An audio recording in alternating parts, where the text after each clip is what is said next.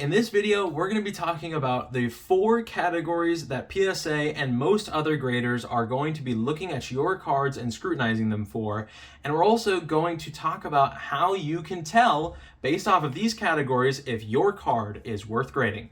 So let's get into it. All right, guys, so we're here on this website called gradedcardinvestor.com, and we're on an article on how to grade Pokemon cards, meaning how you can figure out the grade that your Pokemon will get after you send them in to be graded. It's a really great article, and it covers everything you need to know from Matt Johnson. So we're just going to kind of go through this article together, and I'll share a few tips and tricks that I think will really help you. So first off, obviously, why you grade Pokemon cards. It says before submitting your cards to PSA for grading, you want to inspect and grade them yourself. There are many things to look for when grading your Pokemon cards. How smooth and crisp is the surface?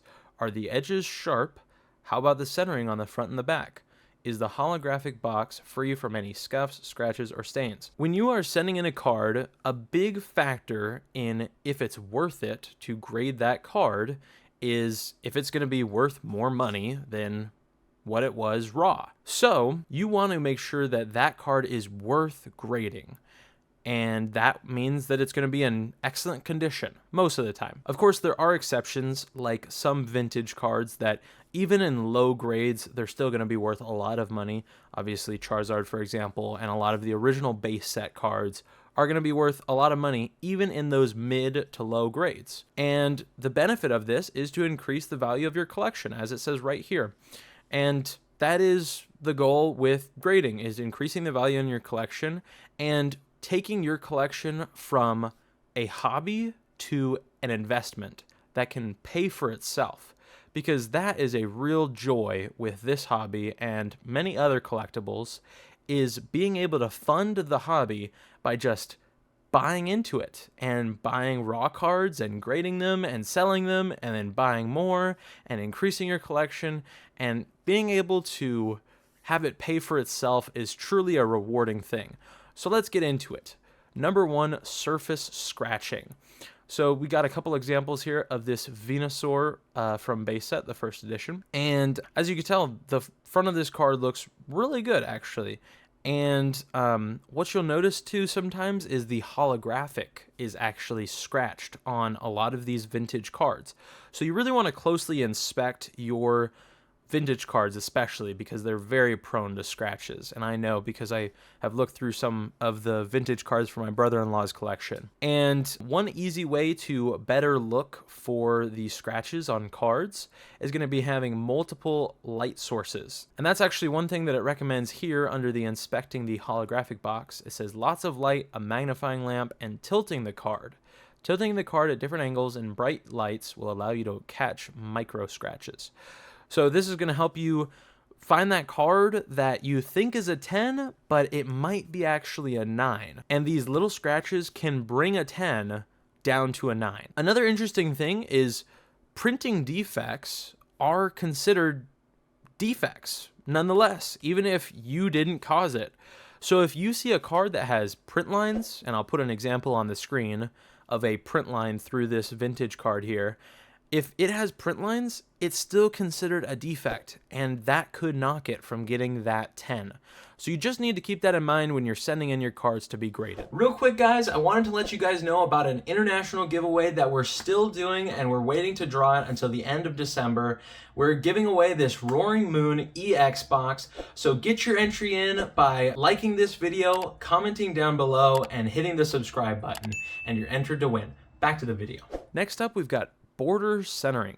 And this one's pretty simple. Most people know this part because if the card is completely off center, then it's probably not going to get that 10 grade. And what does that mean if it's off centered? Well, you can see this yellow border around the card, and how printing works is the artwork is actually stamped onto this card, and then the backside is also stamped as well. And so this yellow border is a little bit off sometimes on the cards. So, as you can see, this card's fairly well centered, but there are some instances where the yellow will be super small on the top and then it'll be really big on the bottom. And then also that goes for the backside as well, for the blue of the card right here. So you just want to make sure that the card is centered well, and if it's perfect centering, then you've got a good shot at a 10 just from that border centering part. Also, there are devices that you can buy off of Amazon. I've never gotten any of them, but if you really are a little unsure about how good the centering is on a card and you don't want to send it in if you're unsure, then you can buy one. I'm pretty sure they're like $10 to $20 on Amazon for a little centering guide, and it'll explain how to use it. So number 3 is sharp corners, and corners can make or break a card. They need to be sharp and have a solid color. This is where we're getting into those white spots. So you can see this example that they have here. There's a little bit of whitening on the top left.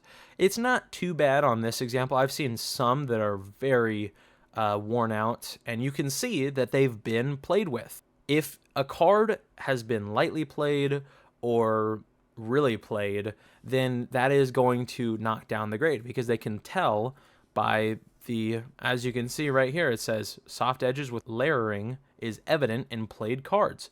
You don't want to send those off to grading, but that's not necessarily the case. I kind of disagree with this here, because in fact, some cards you do want to send in still, like that Charizard, for example, that we mentioned about earlier. I mean, we've seen grades of those in a 2 or a 3 that are still worth hundreds of dollars. So that is absolutely a card that you would still want to grade it. So it mentions here how you grade the corners. Well, look for whitening on the back and the front. That's it. You just want as solid colors on the edges.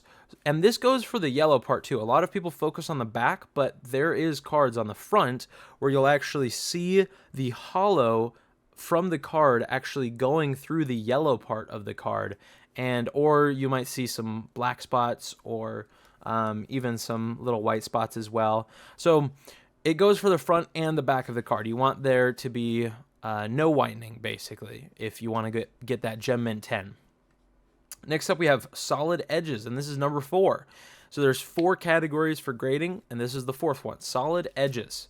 And edges is very similar to the corners part, but it has to do with, as it says, there shouldn't be any flaking, whitening, dents, dings, or uneven color.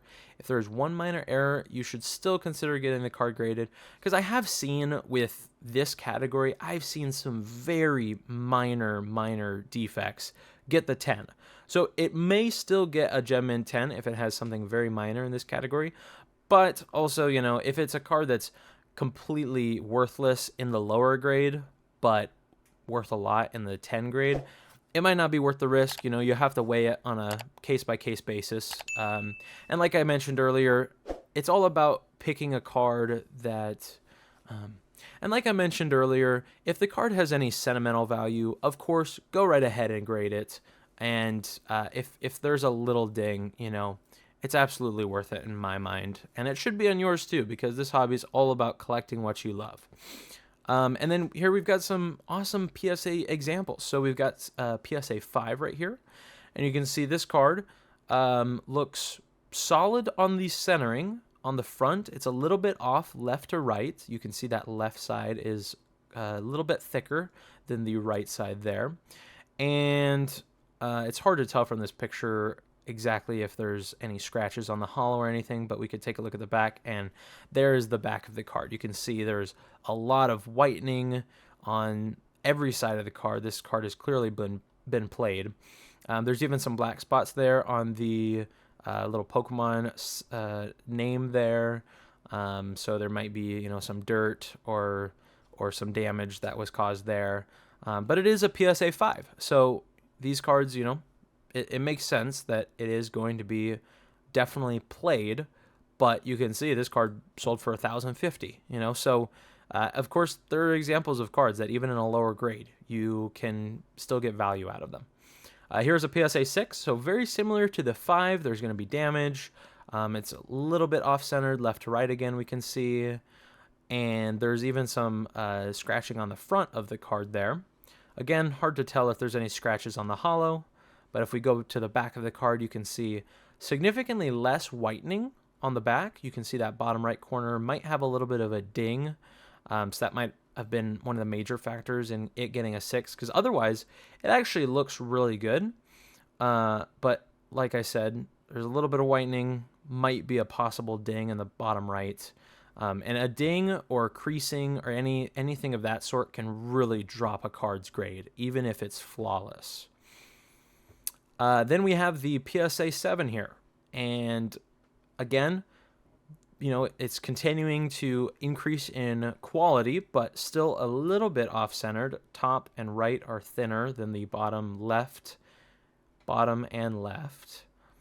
Again, some whitening on the back, but it maintains a really solid color, and it just looks like there's some whitening on the back. And again, the centering on the back is a little bit off as well, I've noticed with this one.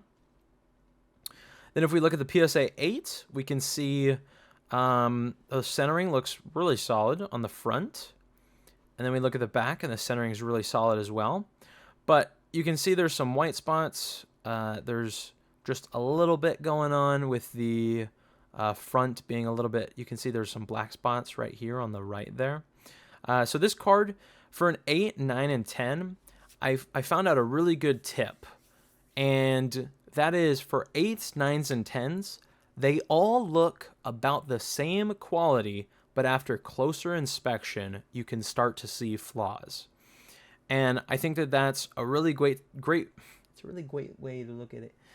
And I think that's a really great way to grade faster, because it can be extremely time consuming to look at cards and grade them and grade hundreds of cards before sending them in, because if you're looking at every card and scrutinizing every single detail, and some people even use a jeweler's loop, if you're doing that, it's going to take you hours of time to get through just, half a dozen cards. So one thing you can do is say, okay, go ahead and take an arm's reach with this card and say, does this look like an 8, 9, or 10? And if it does, then go ahead and look it over a little bit closer. And then if you start to see some defects, you can say, okay, this is no longer a 10, but this is a 9. And then if you add another defect onto there, then maybe it's an 8. But you can pretty much immediately know if it's the 8, 9, or 10, just if it's well presenting. So I just wanted to share that real quick. Then if we go to the 9, again, very great presenting. It's solidly centered, and as far as you can tell, this looks like it's a 10. But then you get to the back, it's well centered, but we see that white spot on the top right and the bottom left, and that's going to knock it down from a 10 to a 9. And then finally, the Gem Mint 10. This card is something that has basically nothing wrong with it. It's pretty much untouched, and there's not going to be a single mark on it. And also the centering is really solid on it. And there's no black spots on the front from the yellow being scratched or anything. The hollows, most likely in good condition. I still can't tell from this picture here. And then the back, no white spots. Looks like there might be a little bit something right there. I'm pretty sure that this is on the case itself. It might be on the card, but I'm pretty sure that's on the case, and I'm pretty sure this is on the case as well. Because if that was on the card, I don't think it would be a 10. But really a solid card, and that small white spot is not enough to knock it down from a 10 to a 9, just because of the fact that everything else is flawless. And if you get a 10 grade in the 3 subcategories, but you get like a 9 grade in the 4th category, it's still going to be a 10. But it's when you have like 2 or 3 categories that are like a 9, and then you have one that's a 10, that's going to be a 9. So that's just another thing to keep in mind with the grades are, it's all done by people, So at the end of the day, it's one person sees a 10 and another person sees a 9. So it can't always be the same for everyone.